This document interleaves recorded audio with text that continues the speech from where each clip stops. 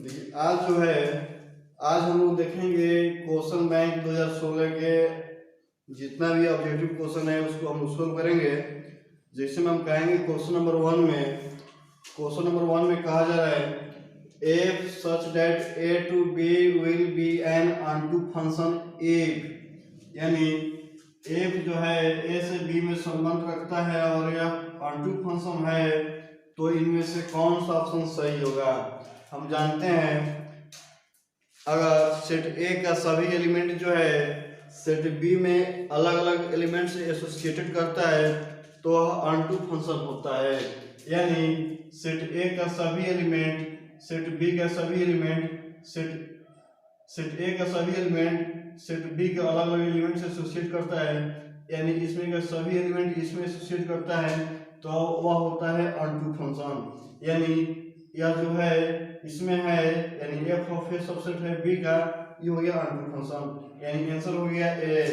चलते हैं 2 नंबर में। कहा जा रहा है the principal value of cos inverse -1/2, यानी cos इनवर्स -1/2 का प्रिंसिपल वैल्यू क्या होगा। यानी cos inverse minus x is equal to होता है pi minus cos inverse x, तो हो गया cos inverse -1/2 is equal to हो गया पाई माइनस cos इनवर्स 1/2, यानी कहेंगे यहाँ से पाई माइनस cos इनवर्स 1/2 का मान होता है क्या, पाई/6 पाई/3 इसको सब कीजिएगा तो आंसर आ गया 2पाई/3, यानी आंसर हो गया सी। चलते हैं 3 नंबर में। 3 में कहा जा रहा है यहाँ पे tan inverse x plus cot inverse x is equal to क्या होता है पाई। बोले थे जिस दो का डोमेन सेम रहता है उसका सम होता है पाई/2, जिस दो का डोमेन सेम रहता है उसका सम होता है पाई/2, यानी आंसर हो गया आपका, इसका आंसर हो गया सी। चलते हैं क्वेश्चन नंबर 4 में। क्वेश्चन नंबर 4 में कहा जा रहा है यहाँ पे 1 1 1 determinant of 1 1 1 A B C A square B square C square is equal to क्या होगा। देखिए इसका वैल्यू निकालिएगा, इस सीरियल वाइज आता है, यानी ए माइनस बी माइनस सी माइनस ए, यानी आंसर हो गया आपका बी। 4 नंबर का आंसर हो गया बी। देखिए अगला क्वेश्चन है 5 नंबर में कहा जा रहा है matrix A is equal to, यहाँ पे है 3 6 5 -4, matrix B is equal to है 7 8 5 6, तो 2a प्लस 3b का मान ज्ञात कीजिए। यानी मैट्रिक्स 2 इंटू यहाँ पे दिया है a 3 6 5 -4 plus 3 into matrix B दिया है 7 8 5 6, यानी सोल्व कीजिएगा, इसको अंदर भेजिएगा, जाके प्रत्येक एलिमेंट में गुना हो जाएगा। 2 × 3 हो गया 6, 2 × 6 हो गया 12, 2 × 5 हो गया 10, 2 × -4 हो गया -8, प्लस ये हो गया 3 × 7 हो गया 21, 3 × 8 हो गया 24, 3 × 5 हो गया 15 और 3 × 6 हो गया 18, यानी हो गया 6 + 21 27, 12 + 24 हो गया 36, 10 + 15 हो गया 25 और -8 + 18 हो गया 10, यानी आंसर हो गया आपका, जितना भी आंसर दिया है सबका सब सेम दिया है। जिसमें ए में दिया है 27 24 22 10, 27 बी में दिया है 27 24 22 10, सब में सेम दिया है। आपका क्लियर आंसर आ गए हैं 27 36 25 10, 27 36 25 10। 6 में देख रहे हैं कहा जा रहा है cos इनवर्स x का डिफरेंशिएशन क्या होता है। cos इनवर्स x का डिफरेंशिएशन होता है -1/√1 - x², यानी आंसर हो गया आपका सी। चलते हैं 7 नंबर में। 7 में कहा जा रहा है DC of tan inverse x plus cot inverse x with respect to x, यानी देखिए tan inverse x plus cot inverse x is equal to होता है π/2 और π/2 कांस्टेंट है, इसका डीसी हो गया 0। π/2 का डीसी हो गया 0, यानी आंसर हो गया बी। कहेंगे 6 नंबर का, 7 नंबर का आंसर हो गया बी। चलते हैं 8 नंबर में। कहा जा रहा है यहाँ पे 8 नंबर में y इज इक्वल टू दिया हुआ है cos ऑफ log x, तो इसका डीसी क्या होगा, यानी यहाँ से निकालिएगा dy बटा dx, तो चैन रूल से हो जाएगा cos का डीसी हो गया minus sine of log x, minus sine of log x, और log x का डीसी हो गया 1 बटा x, यानी आंसर हो गया minus sine of log x बटा x, minus sine of log x बटा x, यानी आंसर हो गया बी। 8 नंबर का आंसर हो गया बी। चलते हैं 9 नंबर में। क्वेश्चन नंबर 9 में कहा जा रहा है y इज इक्वल टू दिया है x क्यूब, तो dy बटा dx क्या होगा। dy बटा dx लिखिएगा, कहते हैं पावर मल्टीप्लाइड यानी 3 इंटू एक पावर कम, यानी 3 माइनस 1 इज इक्वल टू हो गया 3x स्क्वायर, यानी आंसर आपका आ गया ए। 9 नंबर का आंसर हो गया ए। चलते हैं 10 नंबर में। 10 में कहा जा रहा है इंटीग्रल ऑफ x के पावर 8 dx, x के पावर 8 का इंटीग्रल क्या होगा, तो x के पावर 8 प्लस 1 बटा 8 प्लस 1 प्लस c होता है, यानी x के पावर 9 बटा 9 प्लस c, यानी आंसर आपका हो गया डी नंबर, आंसर हो गया डी। चलते हैं 11th नंबर में। 11th में कहा जा रहा है the integral of 0 with respect to x, 0 का इंटीग्रल क्या होगा, यानी कहेंगे 0 का इंटीग्रल x के रिस्पेक्ट में क्या होता है, तो 0 का होता है 0, अपने तरफ से कांस्टेंट ऐड करते हैं, यानी सीधा हो गया k, यानी आंसर हो गया बी, आंसर हो गया बी। चलते हैं 12 नंबर में। 12 में कहा जा रहा है यहाँ पे dx बटा 1 माइनस साइन x का इंटीग्रल क्या होगा, dx बटा 1 माइनस साइन x का इंटीग्रल क्या होगा।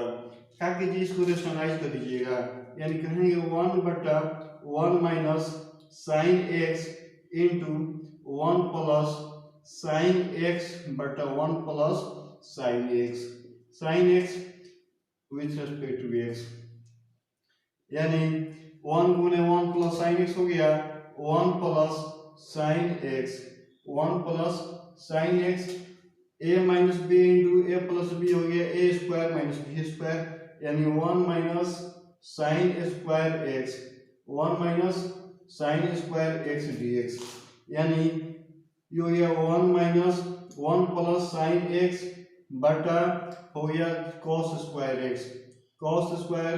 x dx, यानी अगर डिवाइड कीजिएगा तो हो गया sec स्क्वायर x प्लस एगो साइन से cos हो गया tan, यानी tan x इंटू 1 बटा एगो cos हो गया sec x dx, यानी कहेंगे यहाँ से sec स्क्वायर जो है इसका इंटीग्रल होता है tan x, sec स्क्वायर को हो गया tan x और sec x into tan x हो गया sec x प्लस c, यानी आंसर हो गया आपका tan x plus sec x plus c, यानी हो गया बी, आंसर हो गया बी।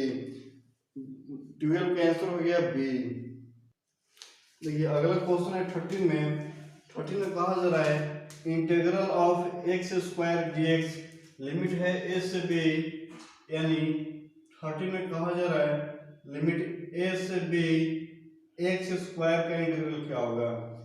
x स्क्वायर का होता है x की पावर 3 बटा 3, लिमिट हो गया a से b, यानी रखिएगा अपर लिमिट यानी b cube minus lower limit a cube बटा 3, यानी आंसर हो गया आपका b cube minus a cube by 3, यानी a नंबर। 13 का आंसर हो गया a। चलते हैं 14 नंबर में। कहा जा रहा है the integrating the solution of the differential equation, यानी dy बटा dx is equal to e के पावर x प्लस y का सॉल्यूशन क्या होगा। देखिए x प्लस y को आप लिख सकते हैं x e के पावर x इंटू ई के पावर वाई। ई के पावर एक्स को जो है यहीं पर रखिए और dx को इधर भेज दीजिए और ई के पावर वाई को इधर भेज दीजिए। ई के पावर वाई यहाँ से इधर जाएगा, ये हो जाएगा dy बटा ई के power Y is equal to हो गया ई के power X into D X. दोनों तरफ इंटीग्रेशन कीजिएगा, यहाँ पे इंटीग्रेटिंग बोथ साइड, यहाँ से हो जाएगा इंटीग्रल ऑफ ई के power minus y d y is equal to integral of e के पावर एक्स डी एक्स। यानी ई के पावर वाई का इंटीग्रल हो जाएगा माइनस ई के पावर माइनस वाई बटा minus Y is equal to हो गया ई के पावर एक्स बटा 1 अब प्लस सी। यानी आपका आंसर हो गया ई के पावर एक्स, अब ई माइनस गया इधर हो गया प्लस ई के पावर माइनस वाई प्लस सी। यानी कहिए आंसर हो गया बी, आंसर हो गया बी नहीं ए, सॉरी आंसर हो गया ए। 14 का आंसर हो गया ए। देखिए अगला क्वेश्चन है 15 में, कहा जा रहा है integrating factor of the differential equation dy बटा dx plus p of y is equal to q। यानी 15 में कहा जा रहा है dy बटा dx plus p of y is equal to q का इंटीग्रेटिंग फैक्टर क्या होगा। देखिए यहाँ पे जानते हैं if इज इक्वल टू होता है e के पावर y के गुणांक पावर में होता है, यानी e के पावर p dx, e के पावर p dx। यानी आंसर हो गया डी, आंसर हो गया डी। 50 नंबर का आंसर हो गया डी। चलते हैं 60 नंबर में।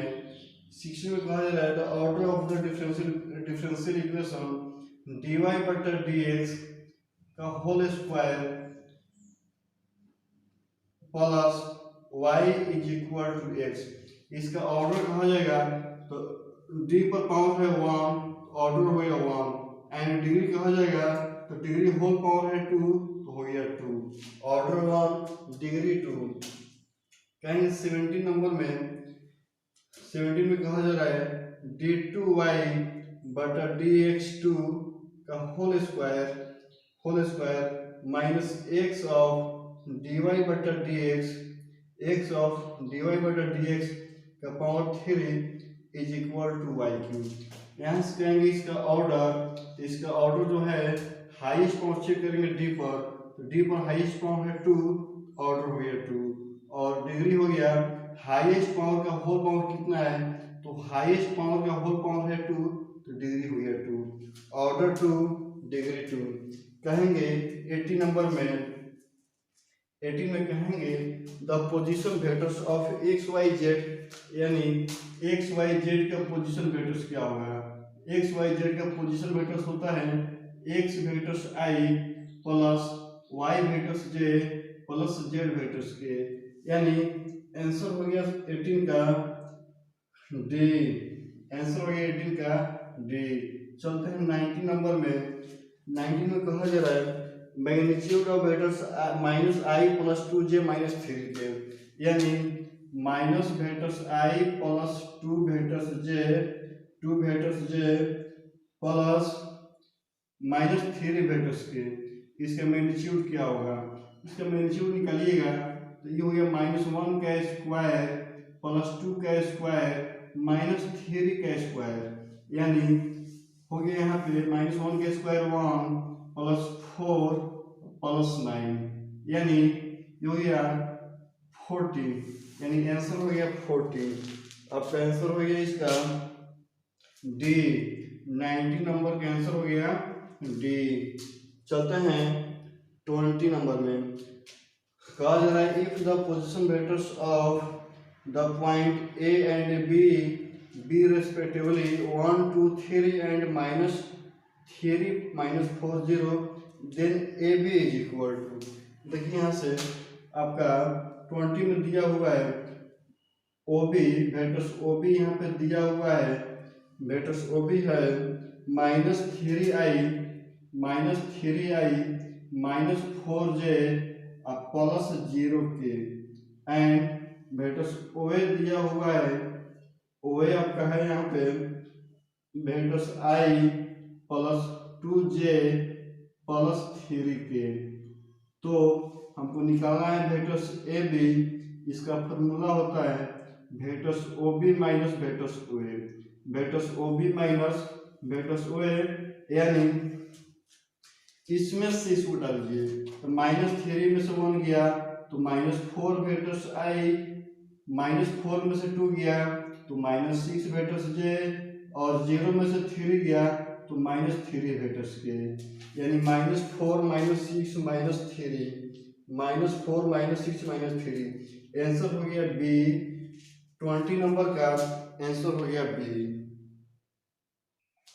देखिए अगला क्वेश्चन है, कहा जा रहा है यहाँ पे if vectors A is equal to इतना दिया हुआ है, vectors B is equal to इतना दिया हुआ है, then vectors A dot vectors B is equal to क्या होगा, A डॉट B निकालिएगा तो 3 इंटू 4, यानी I के कंपोनेंट को I के कंपोनेंट से गुना कीजिए, 3 इंटू 4 प्लस J के कंपोनेंट को J के कंपोनेंट से 2 into -5, 2 into -5 plus 1 into 3, 1 into 3, यानी ये हो गया 12 माइनस 10 प्लस 3, आंसर आ गया 5, यानी 21 का आंसर हो गया 5, यानी हो गया C। 21 का आंसर हो गया C।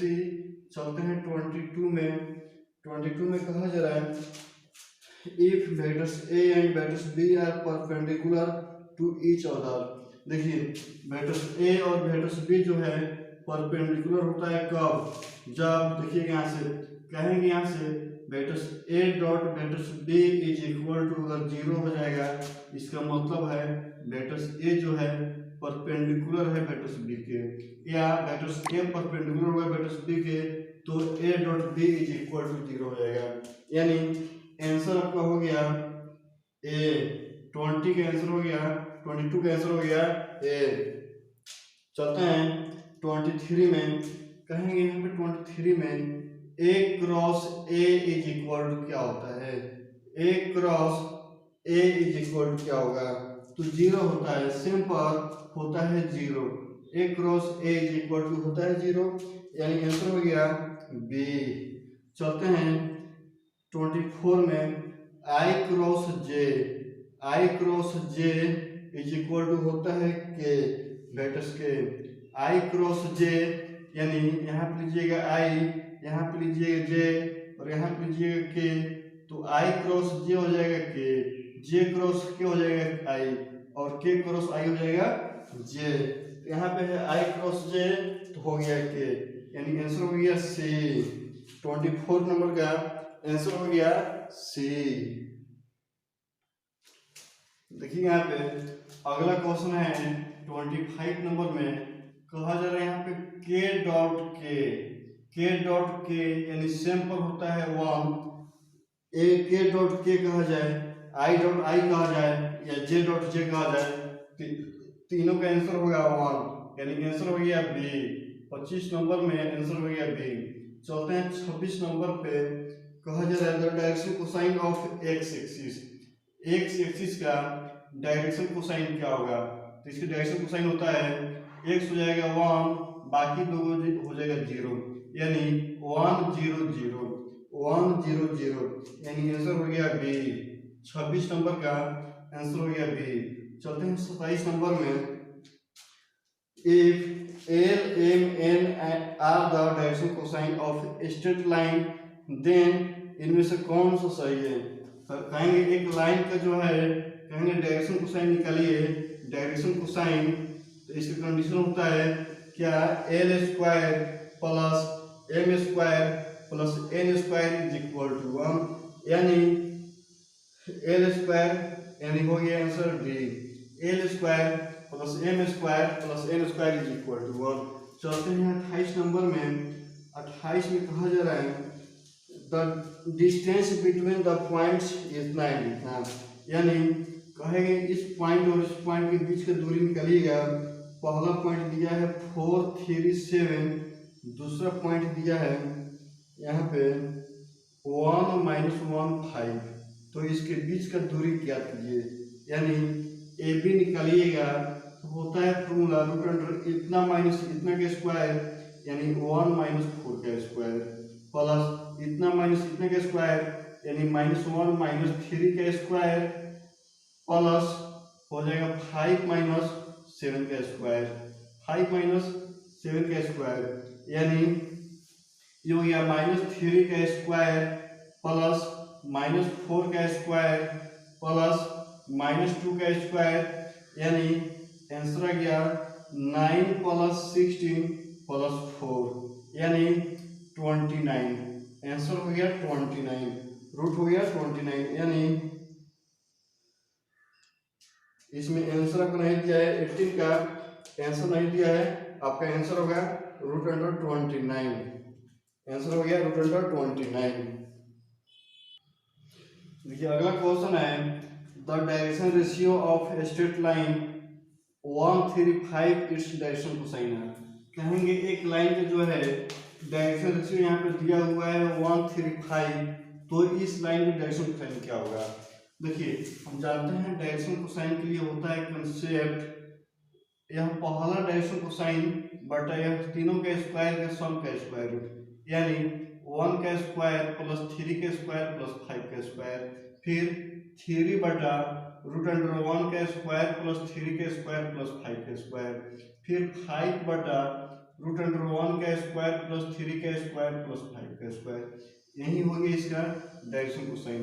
इन कहेंगे 1 बटा जो ये 25 यानी रूट अंडर 1 प्लस 9 प्लस 25 ये हो गया 3 बटा रूट अंडर 1 प्लस 9 प्लस 25 और यहाँ पे हो गया 5 बटा रूट अंडर 1 प्लस 9 प्लस 25 यानी कहेंगे यहाँ से 1 बाई रूट 36 1 बाई 36 35 है 1 बाई रूट 35 3 बाई रूट 35 और यहाँ से 5 बाई रूट 35 यानी आपका आंसर हो गया ए। 29 नंबर का आंसर हो गया ए। कहा जा रहा है 30 में the direction ratio of two straight lines L1 LMN and L1 M1 N1 the lines will be perpendicular to each other। कहा जा रहा है 30 में दो लाइन के यहाँ पे डायरेक्शन रेशियो दिया हुआ है, दो लाइन का डायरेक्शन रेशियो दिया हुआ है। कहा जा रहा है दोनों लाइन जो है एक दूसरे के परपेंडिकुलर है, तो परपेंडिकुलर कब होता है जब वह दोनों लाइन का डायरेक्शन रेशियो का गुणनफल यानी L1 into L2 plus M1 into M2 plus N1 into N2 is equal to होता है 1। क्या होता है 1 यानी आंसर हो गया आपका डी। आंसर हो गया डी। चलते हैं 31 नंबर कहा जा रहा है question A line passing through 2 - 1 3 and its direction ratio are 3 - 1 2 the equation of the line। कहेंगे यहाँ पे एक लाइन जो है इस पॉइंट से पास कर रहा है, जो पॉइंट यहाँ पे दिया है 2 - 1 3 और इस लाइन का जो है यहाँ पे डायरेक्शन रेशियो दिया हुआ है 3 - 1 और यहाँ पे 2 है, तो इसका इक्वेशन क्या होगा। इक्वेशन कहेंगे यहाँ पे तो हो जाएगा यहाँ पे x - 2 बटा डायरेक्शन रेशियो 3 फिर यहाँ पे is equal to y minus plus 1 by -1 फिर is equal to z - 3 by 2 z - 3 by 2 यानी हो गया x - 2 बटा 3 is equal to y plus 1 बटा -1 इज इक्वल टू z - 3 बटा 2 z - 3 बटा 2 यानी आंसर हो गया बी। 30 नंबर का आंसर हो गया बी।